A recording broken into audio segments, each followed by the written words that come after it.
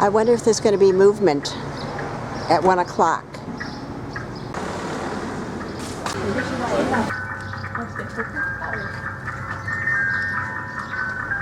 Oh, it's this one. No, it's this one. Look. Come here. Quickly. With the canoe. And here's their high water mark. It's over there. Like Pippi Longstocking, but it's not Pippi.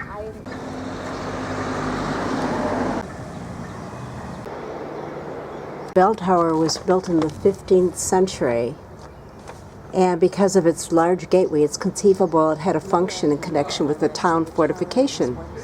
On the outer facade, the tower shows one of the oldest known artwork of Holy Saint Goar.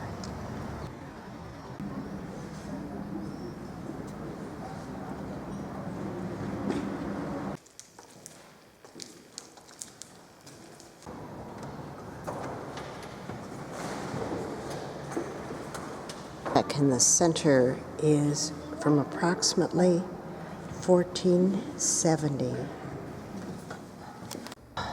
There have been many churches and chapels where this current collegiate church of St. Goar stands.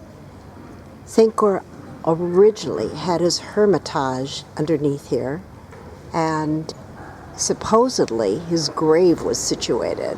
At the time of Reformation, the collegiate church was a popular pilgrimage destination to the tomb of St. Goar.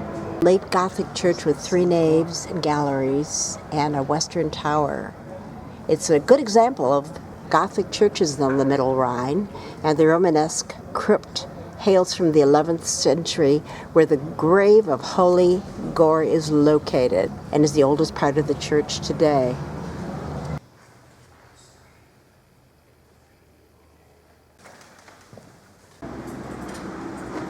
No one dates from 1344. That's where we had our gelato. Rocco, Ice Cafe Rocco. It's our second ice cream of the day. And today up to Rheinfels Castle, we're going this way. Part of the old defensive walls. Those little trains that leads from the center of St. Goar if you don't feel like hoofing it up here like we did. There's a romantic hotel here. Rheinfels Castle was built by Count Dieter von Katzeneinbogen in 1245 as security for a toll station. Of course, there have been sieges, cultural centers, deaths, new owners, but that's not important. All we have to know is that in 1812, the castle came into private hands through auction. Finding your way around its old walls and passages is supposed to be a special challenge. Passing through the entrance gate and under the clock tower, we reach the first part, the oldest part of the castle, the old toll fortification built between 1245 and 1248. In shining armor, Armstadt part of the building was renovated by Philip II of Hesse-Rheinfels, and the ruins were originally 3 stories higher than this. This is the 3rd gateway, and the ground floor originally contained a chapel. The north building has a turret staircase.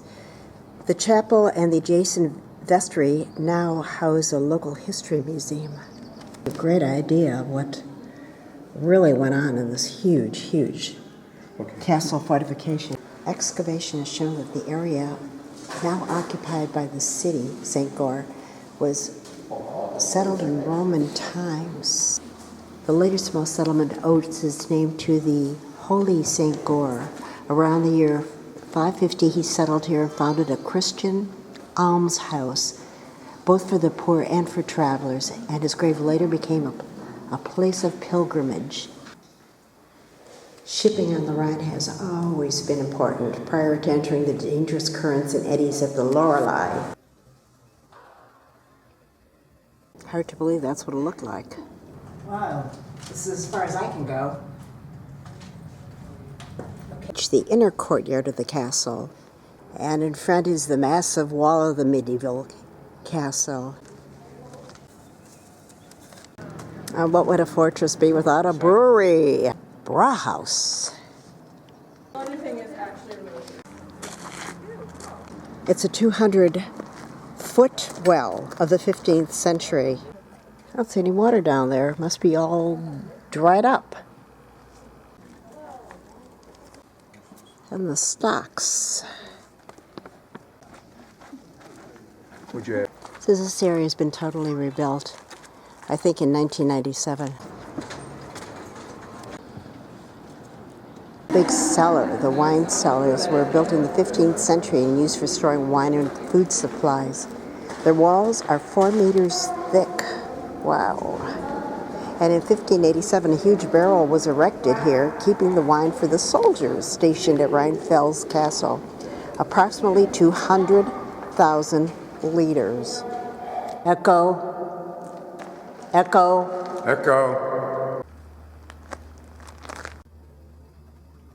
I guess that the channels were so the blood could run out when they slaughtered the animals. A very small dungeon.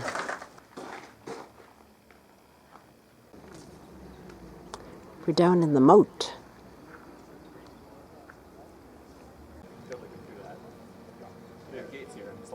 It's a really nice gift shop up here.